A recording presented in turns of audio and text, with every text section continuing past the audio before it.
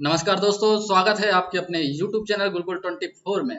और आज हम पढ़ने जा रहे हैं भूगोल या ज्योग्राफी के अंतर्गत मानसूनी जलवायु की उत्पत्ति संबंधित सिद्धांत। इसे आप हाइपोथेसिस भी कह सकते हैं।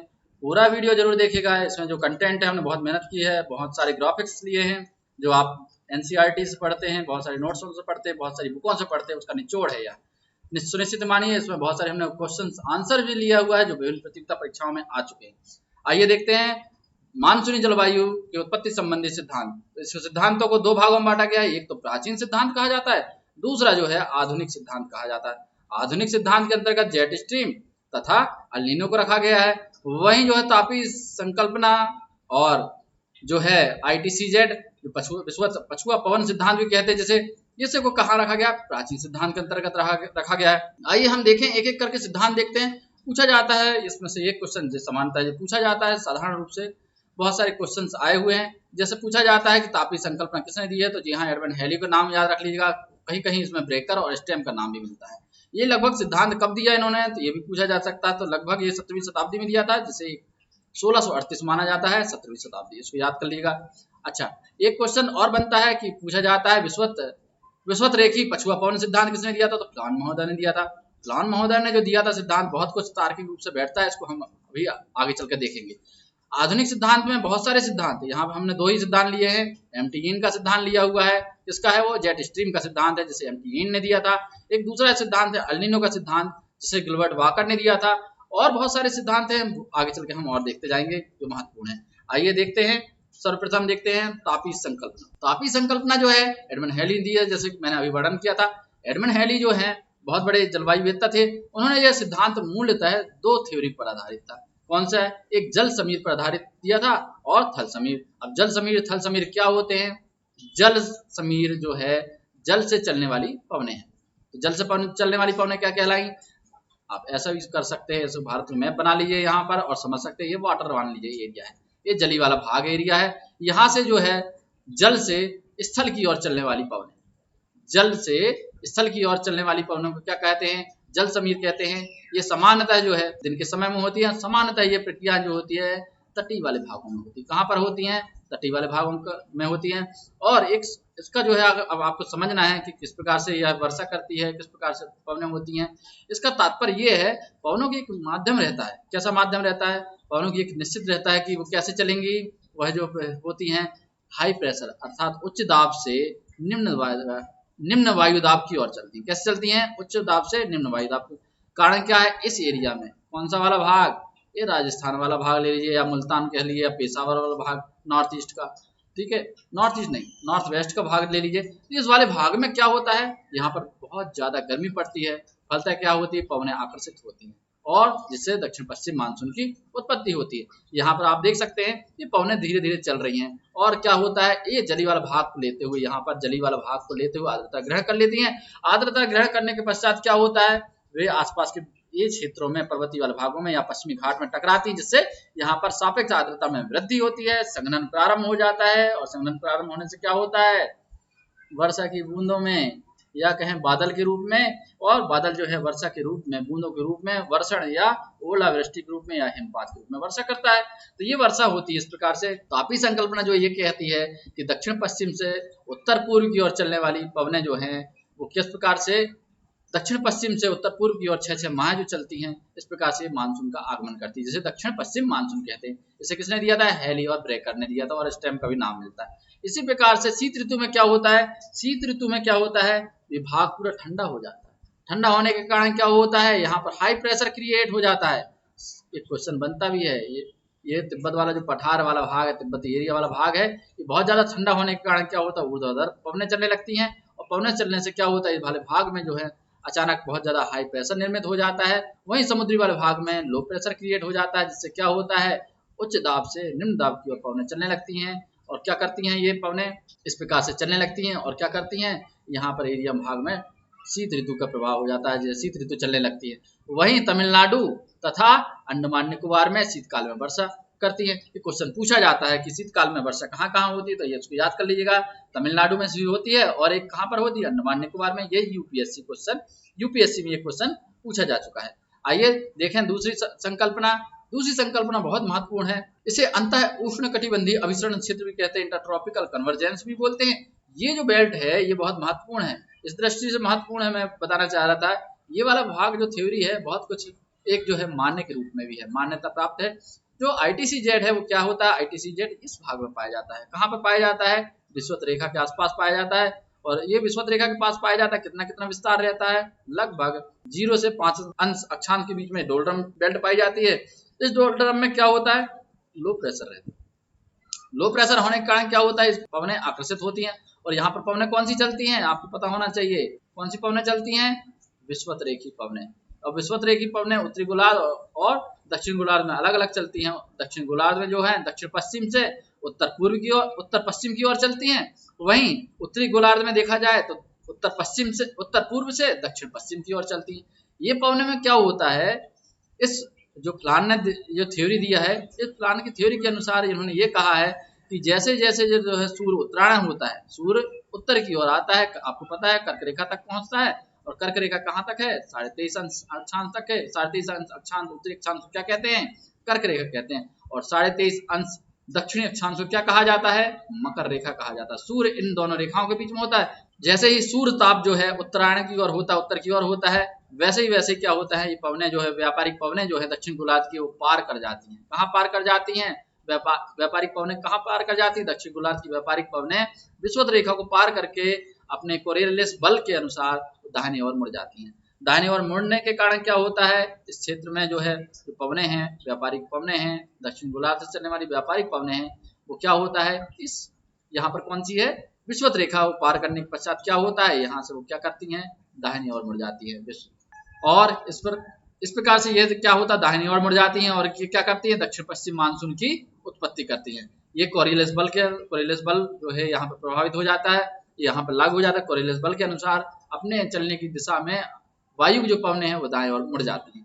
इसके कारण यहाँ पर कौन सा मानसून हो रहा है, उत्पत्ति हो रही है, दक्षिण पश्चिम मानसून की उत्पत्ति हो रही है। और सर्वाधिक वर्षा पूछा भी जाता है क्वेश्चन कि सर्वाधिक वर्षा जो है किस मानसून से होती है भारत में, तो आपको क्या लगाना है, जी हाँ, आंसर लगाना आपको दक्षिण पश्चिम मानसून।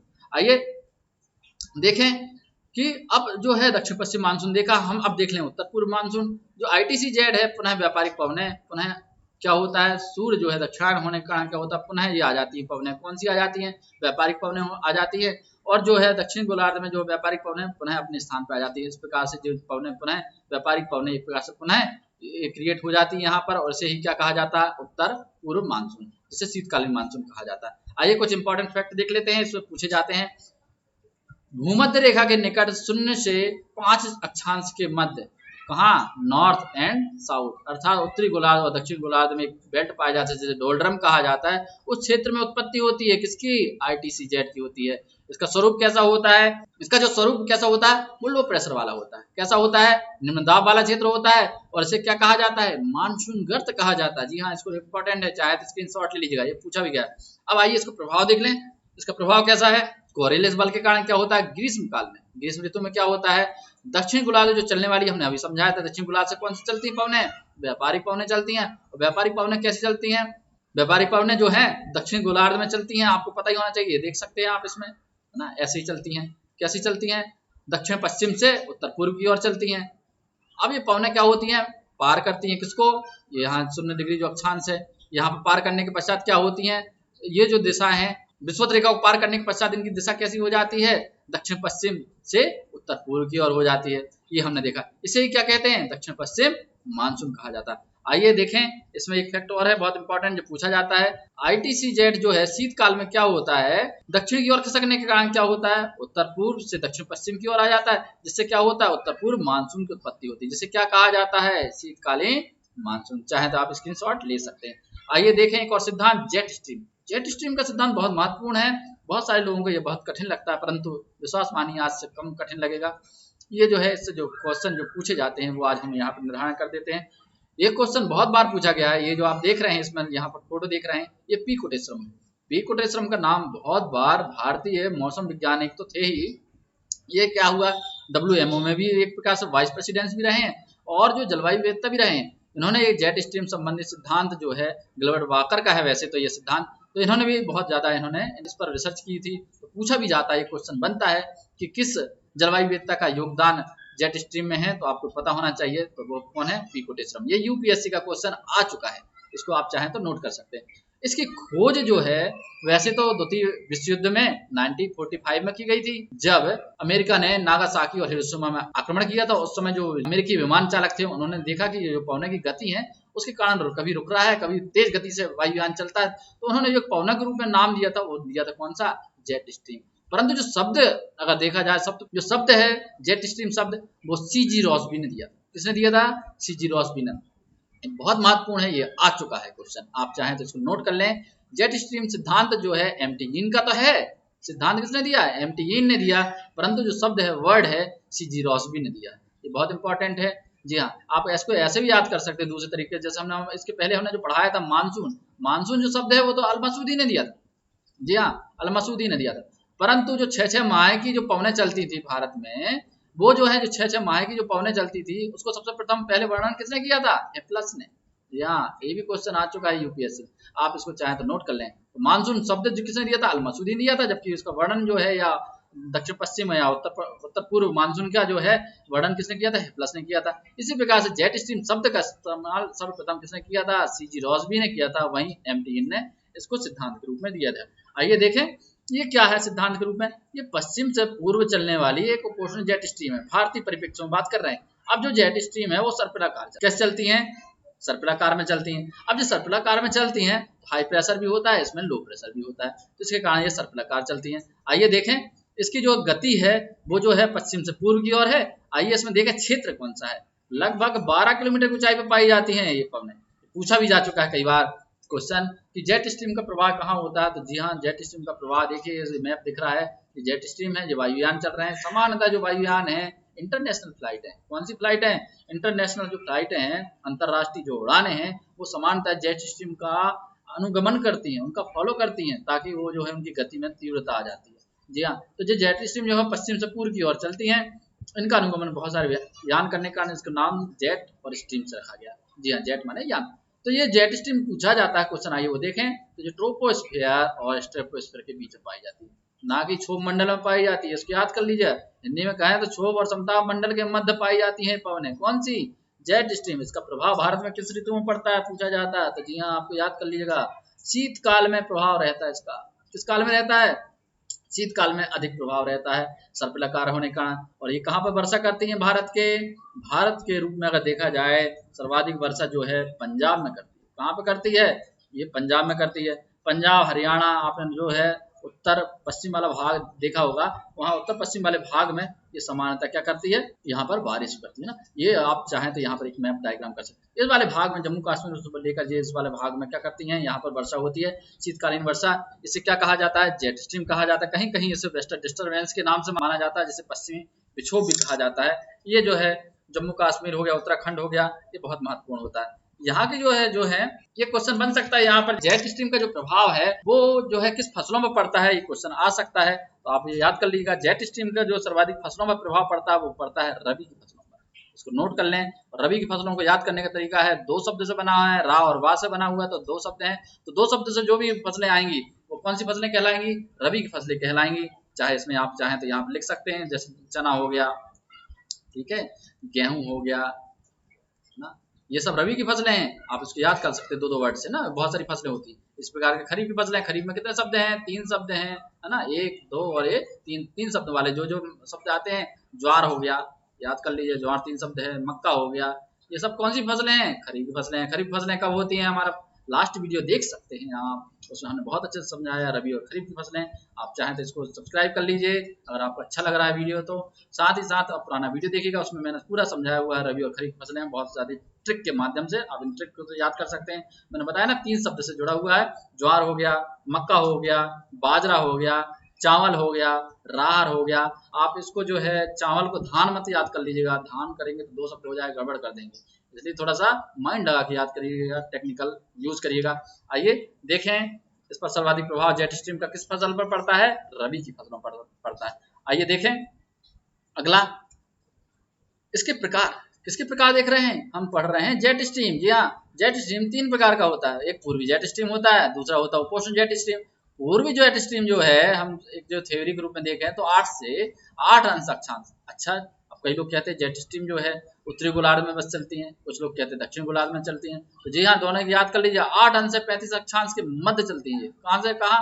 8 अंश अक्षांश से 35 अंश अक्षांश तक की चलती हैं। इसको क्या कहते हैं? इसको पूर्वी जेट स्ट्रीम कहा है। और जो जेट स्ट्रीम कैसी चलती है? पश्चिम से पूर्व की ओर। इसको बना लीजिएगा, यहाँ डायग्राम कर लीजिएगा ताकि याद रहे। हम जो हमारी जो कैपेसिटी रहती है, हमारा जो माइंड है वो कैसा रहता है? विजुअलाइजेशन को समझता है। आपको फिल्म को, आप 3 घंटे की फिल्म देख के आते हैं, उसको याद करते हैं क्या? नहीं ना, वो तो विजुअलाइजेशन रहता है, तो आप याद हो जाती। तो आप जितना कोशिश करें, जितना ज़्यादा विजुअलाइजेशन से, डायग्राम के माध्यम से, ज्योग्राफी कुछ और नहीं है, डायग्राम, चार्ट और मैप का खेल। जिन्होंने इस पर मेहनत कर लिया वो आगे बढ़ जाएगा। आइए, हमारी बात चल रही थी जेट स्ट्रीम पे। तो पूर्वी जेट स्ट्रीम कहाँ प्रभाव? 8 से 35, परंतु भारत में इसका प्रभाव नहीं है। इसका प्रभाव है उपोष्ण जेट स्ट्रीम का। जी हाँ, जो सेकंड नंबर की है, ये पूछा भी गया है निम्नलिखित में से। यूपीएससी का क्वेश्चन है, कौन सी जेट स्ट्रीम का प्रभाव भारत की जलवायु पर पड़ता है? तो इसको याद कर लीजिएगा, कौन सी जलवायु का प्रभाव पड़ता है, कौन सी जेट स्ट्रीम का प्रभाव पड़ता है? उपोष्ण जेट स्ट्रीम। इसको याद कर लीजिएगा बहुत अच्छे से। आइए, तीसरी जो है वो ध्रुवी जेट स्ट्रीम है, वो 30 से 70 अक्षांश के मध्य पाई जाती है। आइए अगला क्रम देखें। अब हम पढ़ने जा रहे हैं भारतीय जलवायु को प्रभावित करने वाले कारक।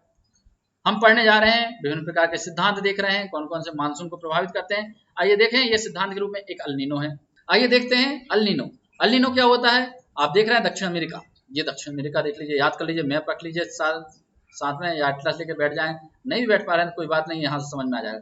ये क्या है? यहाँ पे आप देख रहे हैं डायग्राम के रूप में, ये दक्षिण अमेरिका है। ये दक्षिण अमेरिका में यहाँ पर एक धारा चलती है। कौन सी जलधारा चलती है?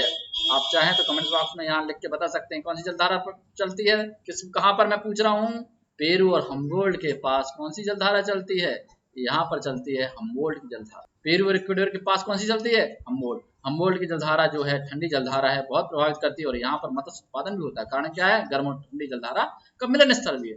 अब यहाँ पर जो ठंडी जलधारा जो बह रही है, ये दिख रहे हैं मैप के माध्यम से, ये कौन सी जलधारा है? हम्बोल्ट या पेरू की ठंडी जलधारा। परंतु क्या होता है, 4 से 5 वर्ष के मध्य, 4 से 5 वर्ष या 5 से 10 वर्ष के बीच में कभी भी यह जो होता है, ये जलधारा का कैसे स्वरूप परिवर्तन होता है वो देख रहे हैं। तो जो हम्बोल्ट की जलधारा है, या कहें उसको क्या कहते हैं, इसको पेरू की जो जलधारा है वो ठंडी है। इसकी प्रकृति कैसी है? ठंडी है। ठंडी होने के कारण हो रहा है, यहाँ पर हाई प्रेशर बना हुआ है, उच्च दाब का बना हुआ है। ये उच्च दाब यहाँ इस एरिया में बनता है, पूरा का पूरा उच्च दाब बनता है।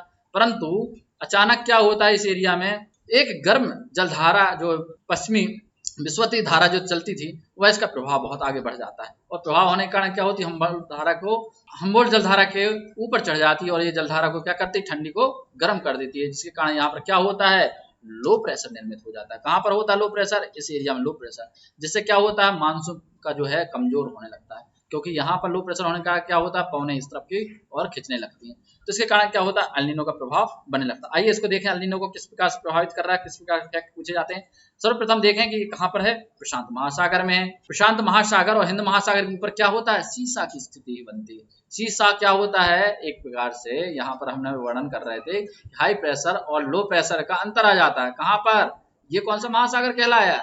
ये प्रशांत महासागर है, और वो हिंद महासागर के जो है उस एरिया में जो है इनके दाब में अंतर आ जाता है। प्रशांत सागर के ऊपर जो है हाई प्रेशर बन जाता है, उच्च दाब बन जाता है, जब हिंद महासागर के ऊपर क्या हो जाता है? लो प्रेशर पाया जाता है, जिससे क्या होता है? मानसून अनुकूल हो जाता है, भारत के मानसून उसके लिए अनुकूल हो जाता है। परंतु अल नीनो क्या करता है? विपरीत स्थिति निर्मित करता है, हाई प्रेशर की जगह क्या कर देता है? यहाँ पर लो कर देता है। ठीक है, कारण क्या है? गर्म जलधारा, गर्म हो गए तो क्या होगा? लो प्रेशर निर्मित होगा। फलतः क्या होगा? ये हिंद महासागर से पवनें इस तरफ की ओर आकर्षित हो जाती हैं, जिससे क्या होता है? मानसून कमजोर होने लगता है। इस प्रकार से ऑस्ट्रेलिया की और मानसून की जो जलधारा यहाँ से इस तरफ की ओर अग्रसर करने लगती हैं, जिससे क्या होता है? भारतीय मानसून कमजोर पड़ जाता है। अच्छा, एक फैक्टर जो पूछा जाता है, जैसे दक्षिण दोलन और वाकर चक्र के नाम से भी जाना जाता है, इसको आप याद कर लीजिएगा। भारतीय मानसून के लिए तो अनुकूल तो है ही। आइए देखें, अल नीनो को जो है सर्वप्रथम खोज किसने की थी? वो गिलबर्ट वाकर ने की। किसने की थी? गिलबर्ट वाकर ने। ये पूछा गया है, इसलिए इसको स्क्रीनशॉट ले लीजिएगा या नोट कर लीजिएगा। आइए देखें, इसका उद्गम मैंने अभी बताया 4 वर्ष से लेकर 10 वर्ष के मध्य एक बार होता है, और बहुत प्रभाव करता है भारतीय मानसून पर। इसका क्षेत्र जो है अभी मैंने वर्णन किया था, कहाँ पर है? प्रशांत महासागर में। प्रशांत महासागर में कहाँ पर? पूर्वी प्रशांत महासागर में है, और इक्वेडोर और पेरू के निकट में है, और वहां पर किस प्रकार से हो जाता है? उष्ण या गर्म जलधारा के रूप में परिणत कर देता है। जो ठंडी जलधारा बह रही थी हमबोल्ट के रूप में वो गर्म जलधारा के रूप में बहने लगती है और इस प्रकार से अल नीनो का उद्गम होता है। अब आइए कुछ और चीजें देखें अल नीनो के बारे में। इस अल नीनो जो है पेरू का जो प्रभाव है देखें तो पेरू के निकट क्या हो रहा है ये देखें। अगर इसको यहाँ पर देखें तो ये पेरू के निकट जो है क्या हो रहा है, हमबोल्ट की जो ठंडी धारा को क्या कर देता है, प्रतिस्थापन कर देता है। बहुत इंपॉर्टेंट है, ज्योग्राफिकल भाषा है। तो प्रतिस्थापन मतलब उसको क्या कर देता है, जो ठंडी जल धारा था उसको क्या कर देता है, गर्म कर देता है। तो इसके कारण क्या होता है, इस क्षेत्र में क्या होता है 10 डिग्री टेम्परेचर क्या हो जाता है, इंक्रीज हो जाता है, बढ़ जाता है। ठीक है, जिससे क्या होता है इस क्षेत्र में लो प्रेशर बन जाता है। लो प्रेशर बनने के कारण क्या होता है, यहाँ पर न्यून दाब क्षेत्र में हो जाता है। और एक वायु का नियम है, उच्च दाब से निम्न दाब की ओर पवनें चलती हैं। कहाँ चलती हैं, high pressure to low pressure. इस प्रकार से मानसून कमजोर हो जाता है। आइए देखें अगला कि इसकी उत्पत्ति जो है इसको क्या कहा जाता है, उत्पत्ति होती है दिसंबर माह में। अब दिसंबर माह में जो है प्रभु यीशु का जन्म माना जाता है, इसलिए इसे क्या कहा जाता है, कहीं कहीं यहाँ पर शिशु ईसा के नाम से, कहीं कहीं बालक यीशु के नाम से भी जाना जाता है। जी हाँ, इसको नोट कर सकते हैं। अच्छा, इसको दुष्प्रभाव देख लेते हैं। दुष्प्रभाव इसके 3 है, बहुत महत्वपूर्ण है। ये दुष्प्रभाव आपने याद करना है। कैसे महत्वपूर्ण है मैं बता देता हूँ। पहला है भूमध्य रेखी क्षेत्र, मतलब हम किसकी बात कर रहे हैं, 0 डिग्री अक्षांश की बात कर रहे हैं, विषुवत रेखा की बात कर रहे हैं। तो इसमें क्या हो रहा है, वहां पर वायुमंडलीय जो परिसंचरण होता है, आपने सुना होगा वाकर प्रभाव, वाकर चक्र सुना होगा, हेडली कोशिका सुना होगा। ये जो कोशिका में बहुत प्रभाव पड़ता है। ठीक है, तो वायुमंडलीय संचरण क्या होता है, ये बहुत महत्वपूर्ण है। वायुमंडलीय संचरण जो है इसके अंतर्गत क्या क्या आता है, वायुमंडलीय संचरण में पवनें आती है। क्या होता है, आप रटना नहीं है, इसको याद कर लीजिएगा। अब मैं कहूँ जिसमें वायु आती है तो लोग कहेंगे, जो पढ़ रहे होंगे फर्स्ट टाइम ज्योग्राफी, तो कहते होंगे पवन और वायु तो एक ही है भाई। नहीं भाई, बहुत अंतर है ज्योग्राफी भाषा में। वायु क्या होती है, वायु जो होती है ऊर्ध्वाधर से चलती है। कैसी चलती है, ऊपर की ओर चलती है, ऊर्ध्वाधर। और पवनें कैसी चलती हैं, क्षैतिज चलती हैं। तो जितनी भी विश्व में जो पवनें चल रही हैं वो या तो क्षैतिज चलती हैं या ऊर्ध्वाधर चलती हैं। जेट स्ट्रीम भी चलती, कैसी चलती है, ऊर्ध्वाधर चलती है। हेडली कोशिका, वाकर कोशिका कैसी चलती हैं, ऊर्ध्वाधर चलती हैं। तो ऐसे याद कर लीजिए। पवनें स्थायी पवनें होती हैं, आपने सुना होगा मानसूनी पवनें होती हैं, ये कैसी चलती हैं, क्षैतिज चलती हैं। ठीक है, तो वायुमंडलीय संचरण क्या होता है, कमजोर होता है। किससे, अल नीनो के प्रभाव से। आइए अगला देखें, इसमें किस पर प्रभाव पड़ रहा है, दुष्प्रभाव पड़ रहा है। तो मछलियों की कमी होती है। मछलियों की कमी संख्या कब हो जाएंगी, वहां पर मैंने अभी वर्णन किया था। वहां पर हो क्या रहा है, प्लैंक्टन नामक वनस्पति पाई जाती है, प्लैंक नामक वनस्पति पाई जाती है। तो वहां पर जो वनस्पति पाई जाती है उसके जो होता है गर्मी के कारण, अल नीनो के जलधारा के प्रभाव के कारण क्या होती है, वनस्पतियां नष्ट होने लगती है, जिससे मछलियों की संख्या कम होने लगती है। और एक तीसरा और अंतिम प्रभाव जो होता है, यहाँ पर वाष्पन में अनियमितता आ जाती है। सारा का सारा जो खेल है ये जलवायु में वाष्पन पर आधारित है। वाष्पन में अनियमितता होने के कारण क्या होता है, जो जलीय प्रभाव है या जो मानसून है वो कमजोर होने लगता है। आइए अगला देखें, अल नीनो के पश्चात लानिना। लानिना वो घटना है जो अल नीनो के पश्चात होती है, इसलिए इसको क्या कहा जाता है, छोटी बच्ची के रूप में कहा जाता है। और ये अल नीनो की विपरीत घटना के रूप में माना जाता है। इसका उद्गम कहाँ होता है, पेरू के निकट और इक्वेडोर के निकट। ठीक है, इसको याद कर लीजिए, पेरू और इक्वेडोर के निकट। ये देखिए ये वाला भाग यहाँ पर। अब यहाँ पर अल नीनो की जगह क्या आ गया, यहाँ ला नीना हो गया। एक्चुअली में ला नीना कुछ नहीं है, हमबोल्ट धारा। अचानक क्या होता है, अल नीनो के पश्चात हमबोल्ट धारा पुनः प्रभावित होती है सूर्य के उत्तरायण के पश्चात, पुनः यह अग्रसर हो जाती है, ठंडी जलधारा के रूप में पुनः आ जाती है, जिससे इसे क्या हमबोल्ट धारा को क्या कहा जाता है, ला नीना। एक्चुअली में यह जलधारा यहाँ के लिए वरदान साबित होती है और पुनः मत्स्य पालन पुनः वैसी ही गति से चालू हो जाता है। इसलिए इसको जो क्या कहा जाता है, अल नीनो के पश्चात होने वाली परिघटना। आइए एक और देखें, एक थ्योरी के रूप में एनसो। एनसो जो है अल नीनो तथा साउदर्न ऑसिलेशन का प्रभाव है। ठीक है, इसे दक्षिण दोलन भी कहा जाता है। अब ये क्या होता है एनसो, चर्चा करते हैं इसकी। पेरू और इक्वाडोर के निकट जो 4 से 5 वर्ष के रूप में जो जलधारा उत्पन्न हो रही थी वो निम्न दाब परिणित कर रही थी। यहाँ पर लो प्रेशर बन रहा था। और ऑस्ट्रेलिया के पास क्या हो रहा था, ठंडी जलधारा के कारण क्या हो रहा था, हाई प्रेशर बन रहा था। फलता क्या होगा, यहाँ पर हाई प्रेशर जब बनेगा तो हाई प्रेशर से क्या होंगी, जो पवनें हैं हाई प्रेशर से कहाँ चलेंगी, लो प्रेशर की ओर चलेंगी। जिससे क्या होता है, लो प्रेशर की ओर चलने के कारण क्या होता है, एक वायु परिसंचरण बनता है या वायु संचरण बनता है, जिसे क्या कहा जाता है, दक्षिणी दोलन कहा जाता है। इसके संयुक्त प्रभाव को क्या कहा जाता है, जो मानसून प्रभावित करता है उसको एनसो कहा जाता है। ये बहुत महत्वपूर्ण है। जिन्होंने ये हमारे चैनल को सब्सक्राइब नहीं किया है वो सब्सक्राइब कर लेंगे, जिन्होंने लाइक नहीं किया है वो लाइक करेंगे, अवश्य कर लेंगे, कमेंट्स कर सकते हैं उनको कैसा वीडियो लग रहा है। एक और बहुत सारे सिद्धांत इसमें, आप चाहें तो बहुत सारे सिद्धांतों में नोट कर सकते हैं। यहाँ एनसो के अतिरिक्त जो है यहाँ पर एक सिद्धांत आपने सुना होगा मोनेक्स का है। आइए इसको यहाँ से अलग से बना ले, आप लोग स्क्रीनशॉट ले लीजिए। मैं लिख देता हूँ यहाँ पर कौन सा सिद्धांत है, मोनेक्स है। मोनेक्स की जो थ्योरी है 1978 में आई थी। अभी नई नई थ्योरी है, नहीं कह सकते, परंतु अभी बहुत सारे लोगों ने नहीं पढ़ा हुआ तो उनके लिए नहीं हो सकती। ये संयुक्त थ्योरी है। संयुक्त थ्योरी कैसी है, संयुक्त थ्योरी तब मानी जाती है जब दो देशों के मध्य की थ्योरी हो। तो जी हाँ, इंडिया एवं किसने दिया था? रूस ने दिया था। ठीक है, तो मोनेक्स जो थ्योरी है वह तापांतर पर आधारित है। एक्चुअली में जो पूरा तापांतर पर आधारित पूरा सिद्धांत भी है।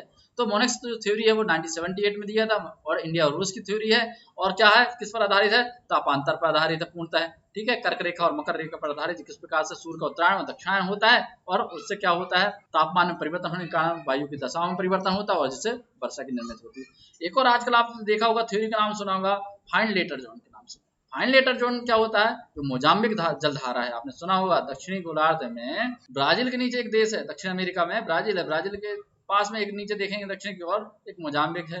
मोजाम्बिक देश में एक मोजाम्बिक जलधारा बहती है दक्षिण अमेरिका में, वो भारतीय मानसून को प्रभावित करती है। तो भारत तक के पहुंचती कैसे? एक सूक्ष्म रूप में, या कहना चाहिए एक कम मात्रा के रूप में पहुंचती है, परंतु ये मानसून को जो है थोड़ा सा प्रबलता प्रदान करती है। इसलिए कहा जाता है फाइन लेटर जोन जो है, अर्थात मोजाम्बिक जलधारा जो है भारतीय मानसून को प्रगाढ़ता या प्रबलता लाती है। बहुत बहुत धन्यवाद, आप लोगों ने बहुत अच्छे से हमारे वीडियो को देखा। आइए थोड़ा सा सारांश देखें, हमने आज क्या क्या पढ़ा। हमने जो है यहाँ पर, आइए सारांश के रूप में देखें। हमने जो देखा, मानसून को उत्पत्ति संबंधी बहुत सारे सिद्धांत देखे। उन मानसून की उत्पत्ति संबंधी सिद्धांत में हमने आधुनिक थ्योरी देखी, और कौन सा देखा? आधुनिक सिद्धांत देखे और प्राचीन सिद्धांत देखे। दोनों सिद्धांतों को आपको अवश्य पसंद आया होगा, और हमें कमेंट्स करके बताएं कि आपको किस प्रकार से यह सिद्धांत अच्छा लगा। साथ ही विभिन्न प्रकार के जो क्वेश्चंस हैं, यहाँ पर लिखे हुए जो क्वेश्चंस दिख रहे हैं, इनके आंसर अवश्य बताएंगे। और बहुत बहुत धन्यवाद आपका, आपने बहुत अच्छे से हमारी वीडियो को सुना और देखा। कुछ जो संभावित प्रश्न हैं वो हमने यहाँ पर स्क्रीनशॉट दिए हैं, इनके आंसर आप अवश्य बताइएगा। जय हिंद, जय भारत।